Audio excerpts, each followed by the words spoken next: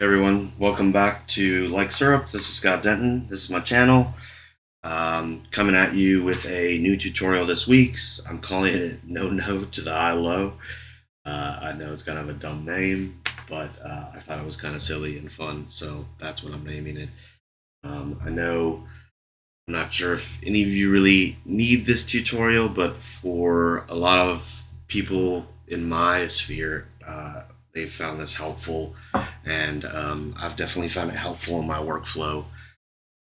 What it is that when working in games or working in film or working whatever, whenever you're working with substance, a lot of the time you have to have high, low geometries for your bakes. And what was happening a lot of the time was that, like, I have this many objects for a particular character or thing, and you're doing your bakes and you need to have it to where some things don't have occlusion or curvature or world space normals, not world space normals, but thickness, like kind of um, like over occluding or like going on to another object that it might not go on to.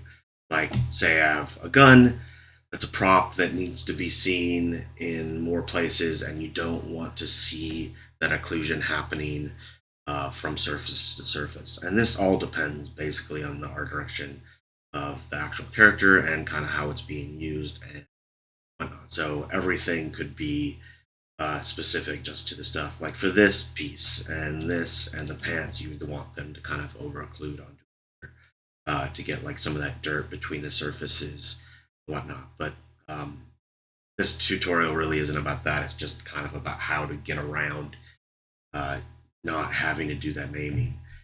Because what happens is you need to change all of these to be underscore low, right? And you need to change the high versions to be underscore high. But like, don't need to do that. And just have it be whatever your suffix is. So like for our purposes, my purpose for this tutorial, our suffix is geo, and it's all uppercase. And this has already been exported out. I can show you where that's. I just export out FBX, and we've put that here. And then to the same effect, we are going in ZBrush, and for the purposes of this tutorial, I've already decimated all of my surfaces down, and you can see that all of these namings correspond to what I have inside of Maya as well. And I've already exported this as the high FBX as well. So, export substance high experience. So now you have two files. You have one that's all the low geometry with that the underscore geo suffix, and this is all the high geo with the underscore suffix. And then all we're doing is we're bringing that all back into substance, and basically just updating.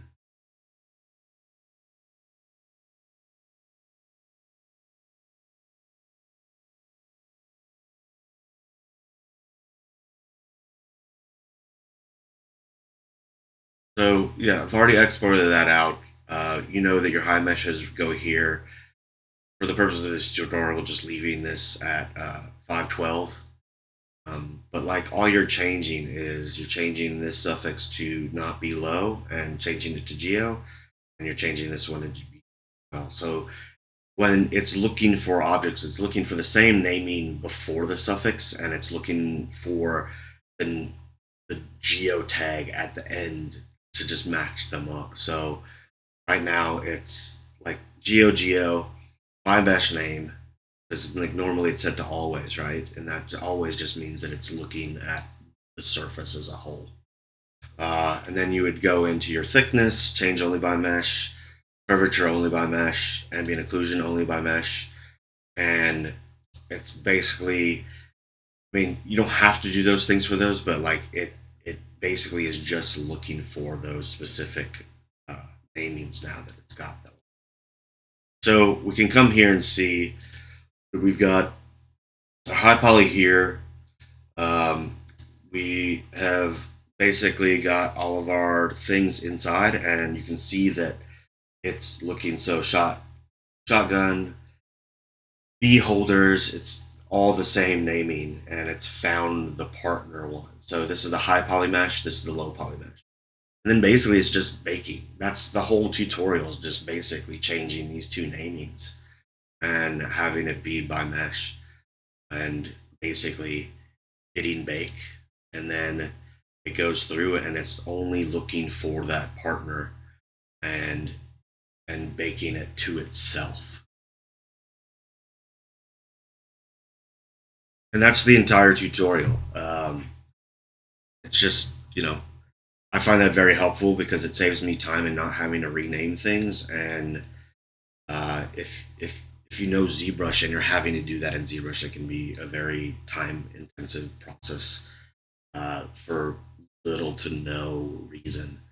And I'm all about taking small tasks in my day and basically getting rid of them if they don't serve a purpose.